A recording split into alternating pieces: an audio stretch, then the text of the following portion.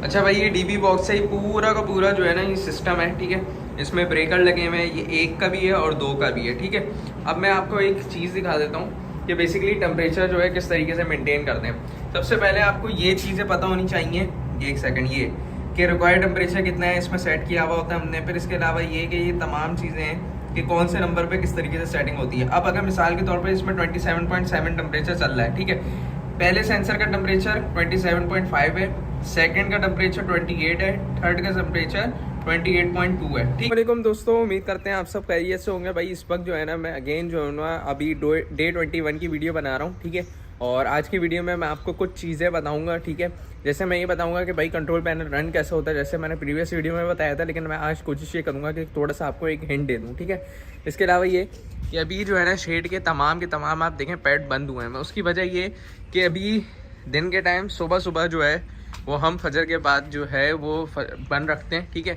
अब जैसे धूप निकलेगी उसके बाद पैड ऑन होंगे, क्योंकि जाहिर सी बात है पैड से ठंडी हवा आएगी, ह्यूमिडिटी भी बढ़ेगी और मौसम में वैसी ह्यूमिडिटी है। इसके अलावा ये कि अगर ठंडी हवा इस वक्त देंगे तो अभी वो हमारे लिए नुकसानदेह, ठीक है। बहरहाल अभी चलते हैं शेड की तरफ। अच्छा भाई, एक और चीज़ मैं बताऊं, आप में से बहुत से लोग ये बोलेंगे कि यार आप अलग अलग शेड की वीडियो बनाएं। कल जो बेसिकली मैंने वीडियो बनाई थी ना, वो मैंने बनाई थी 4 नंबर की, ठीक है। तो आज जो है वो 1 नंबर के आपको थोड़ा सा एक जो है ना वो कंट्रोल पैनल रन करना सिखा दूंगा, क्योंकि हर शेड के अलग पैनल है। 1 का अलग है, 2 का अलग है, 3 का अलग है, 4 का अलग है, और हर किसी की डीबी बॉक्स बनी हुई है। उसका वो रहा, ये रहा सामने, इसका ये रहा और इसका जो है वो ऊपर है।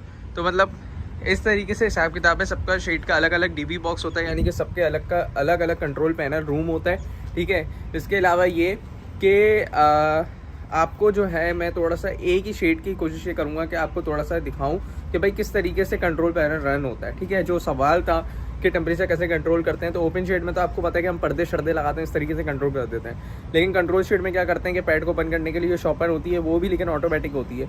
लेकिन ये कि मैं इंशाल्लाह एक काम करता हूँ, आपको डीबी बॉक्स का इंशाल्लाह आपको विजिट कराता हूँ। अच्छा भाई, ये डीबी बॉक्स से ही पूरा का पूरा जो है ना ये सिस्टम है, ठीक है।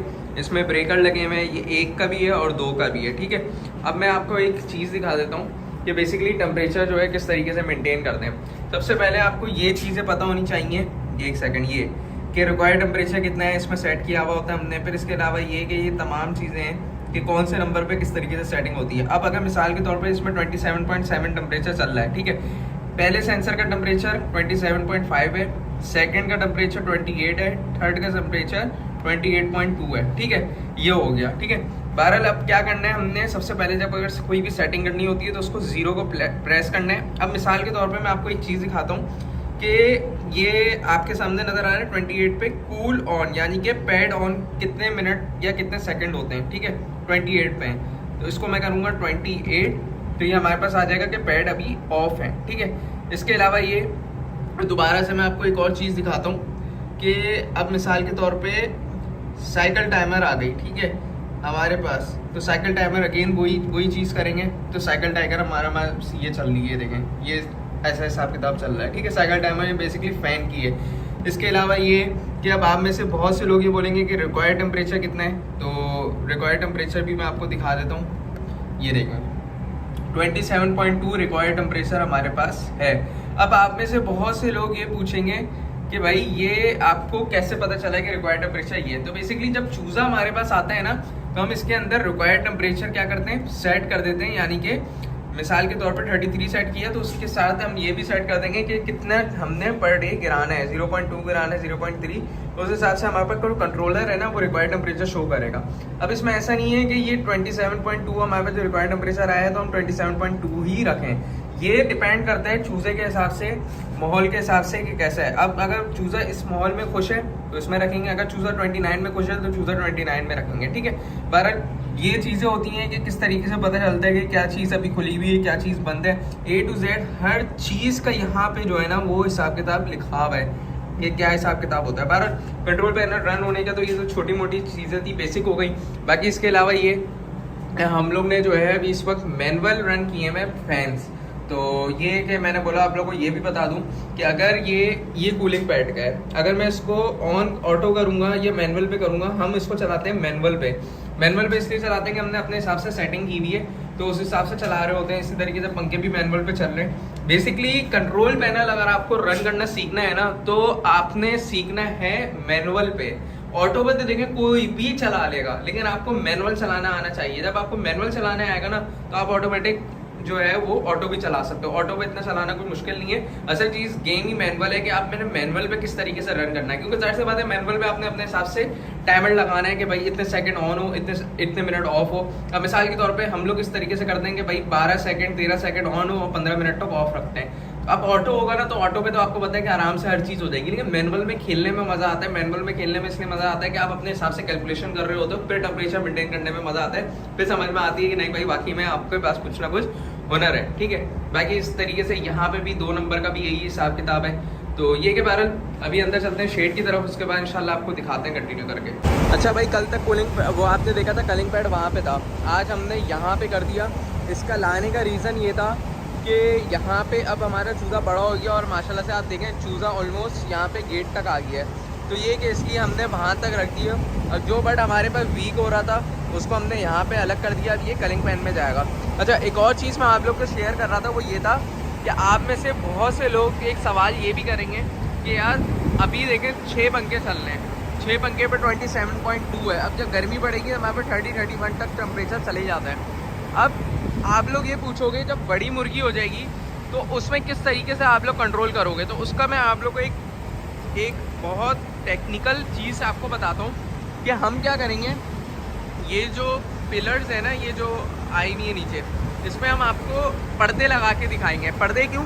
कि क्या होगा जब यहाँ पे इतने पर्दे लग जाएंगे ना तो उससे ये होगा कि पंखे की स्पीड टकराएगी और नीचे से एयर फ्लो लेगी, जिसके बाद जो है चूज़ा जो है हमारे पास एक्टिव रहेगा। चूज़े को जो है वो समझें कि रिक्वायर्ड टेम्परेचर अच्छा रहेगा।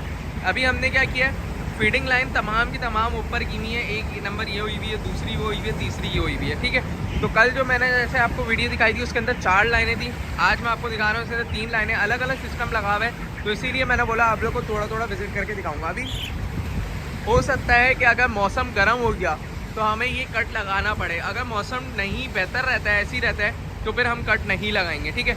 बार आज तीसरे हफ्ते का अल्हम्दुलिल्लाह हमारा 21 डेज़ का रात में चूज़ा हो जाएगा। तो आपने कमेंट करके बताना है कि आपके हिसाब से जो है अभी क्या आप एवरेज आएगी, ठीक है। तो ये वाले मामलात हैं। बाकी इसके अलावा ये कि जैसे मैं आपको बताता हूँ हमेशा की तरह कि दिन के टाइम वेंट खुली होती हैं और रात में बंद होती हैं। अभी वेंट खुली हुई है तो पैड बंद है। इसी तरीके से अभी क्या हिसाब किताब है कि पैड बंद है तो वेंट खुली हुई है। अब जब धूप का टाइम हो जाएगा वेंट बंद करेंगे और पैड खोल देंगे। अभी ये कि टेम्परेचर भी ओके है और रैकिंग देखें सामने की तरफ वो हो रही है, ये देखें भाई सामने रैकिंग हो रही है। मैं काम करता हूँ ना सामने की तरफ आपको दिखाता हूँ ताकि ये कि आप लोगों को पता चल जाए कि रैकिंग किस तरीके से होती है और इसका फ़ायदा भी मैं अभी आपको दिखाता हूँ। 1 सेकंड, चलो 1 सेकंड भाई अभी दिखाता हूँ।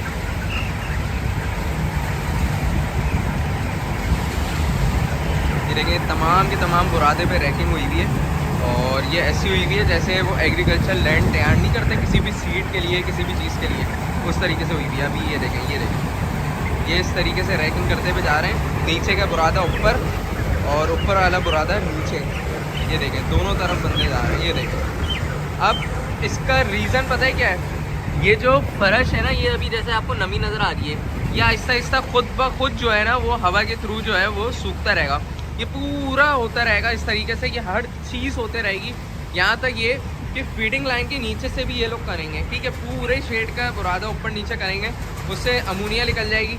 और अभी क्या करेंगे कि जैसे आपने देखा कि 6 पंखे लगाए हुए, तो हमने 6 पंखे इसलिए किए कि अभी हम लोग रैकिंग कर रहे हैं। रैकिंग के दौरान जो है हमें ज़रूरत पड़ती है कि गैस बने तो वो फौरी तौर पर निकल जाए, ठीक है। बहरहाल ये वाले मामलात हैं। बाकी आपने कमेंट करके लाजमी बताना है कि भाई आपके हिसाब से कंटेंट आपको कैसा लग रहा है, वीडियो कैसी लग रही है। और आप लोग यार इतना आजकल रिस्पांस नहीं दे रहे हो, ठीक है। तो अगर आपको नई भी अच्छी लग रही तो आप लोग मुझे बताओ, कोई मसला नहीं है। इंशाल्लाह कोशिश करेंगे किसी और टॉपिक के ऊपर इंशाल्लाह बनाने की कोशिश करेंगे, लेकिन ये कोशिश ये करें कि भाई बताया करें, कमेंट किया करें। बहरहाल अभी माशाल्लाह से चूज़ा देखें खुला खुला बैठा हुआ है, फुल बेहतरीन किस्म का माहौल हुआ हुआ है माशाल्लाह, लाजमी कहिएगा।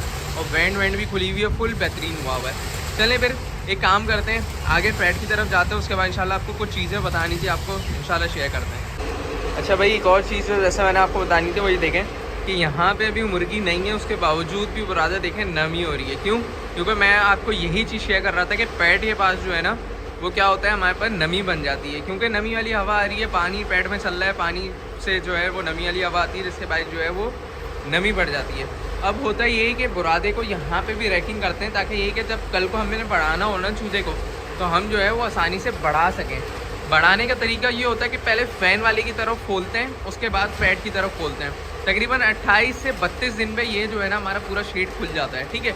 तो इस तरीके से जो है ना बढ़ाने का तरीका होता है। अब आप लोग ये बोलोगे कि यार देखें 2 पार्टीशन किए हैं, आप इस तरीके से कैसे मतलब बढ़ा रहे हो, कि मतलब पहले फ़ैन की तरफ बढ़ा रहे हो फिर इसकी तरफ बढ़ा रहे हो। तो इसका एक टेक्निकल एक रीज़न ये है कि देखें, हमने अगर फ़ैन की तरफ बढ़ाना होगा ना, तो उससे हमारे पास एडवांटेज ये होगा कि चूज़े को ठंड कम लगेगी। अगर हम पैड की तरफ से खोलना स्टार्ट करेंगे ना, तो हमें ये होगा कि चूज़े को नमी वाली हवा मिलेगी, चूज़े को जो है वो विंडशील्ड इफेक्ट मिल जाएगा, जिसके बायस जो है वो मुश्किल होगी। अब अगर इसको हम 1-2 दिन बाद खोलते हैं, कल परसों में खोलेंगे ना, तो इसके फैदर्स आए में 3 हफ्ते का चूज़ा हुआ है, तो अपने आप को कंट्रोल कर सकता है, संभाल सकता है।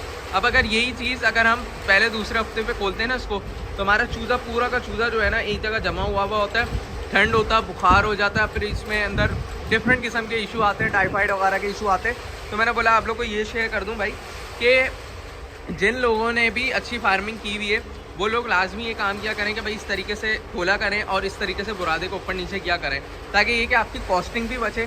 अब ये यही बुरादा जो है ना पूरा फ्लॉक चलेगा, इसमें 1% भी जो है ना, एक बोरी भी वो जो है निकाल के अलग नहीं करेंगे ये लोग, ठीक है। तो यही है कि इसी तरीके से रैकिंग करते रहेंगे, इसी तरीके से जो है वो बुरादा चलता रहेगा, तो ये कि मामला होते रहेंगे। अब ये चीज़ जो है ना, जैसे इन्होंने ये बनाई है, अब इसमें होता क्या है कि ये चूज़ा जो है ना खुद ब खुद फैला देगा। तो अभी ये देखें फर्श पे हवा भी लगते रहेगी, फर्श उठता भी रहेगा, दोनों तरफ से फर्श है। तो ये जो पहाड़ टाइप का बना हुआ है ना, इस पर ये चूज़ा जो है ना इक्वली डिस्ट्रीब्यूट कर देगा और ये फैला देगा। बाकी आई होप कि आपके वाली आज की वीडियो पसंद आई होगी। बाकी ये कि एक और चीज़ मैं आपको बता रहा हूँ, जो पीछे शोर हो रहा है ना, बेसिकली फीड का है। फीड जो है, फीड का शोर है।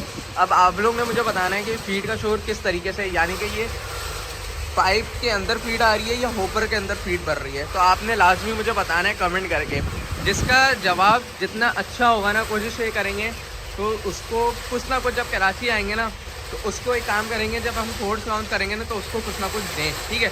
बहरहाल अब आपने कमेंट करके बताना है। बाकी आई होप सो कि आज की वीडियो आपको पसंद आएगी। वीडियो पसंद आए लाइक शेयर जरूर करिएगा। मिलते हैं इंशाल्लाह नेक्स्ट किसी और एपिसोड में। जब तक के लिए मुझे इजाज़त दीजिए। अल्लाह हाफिज़।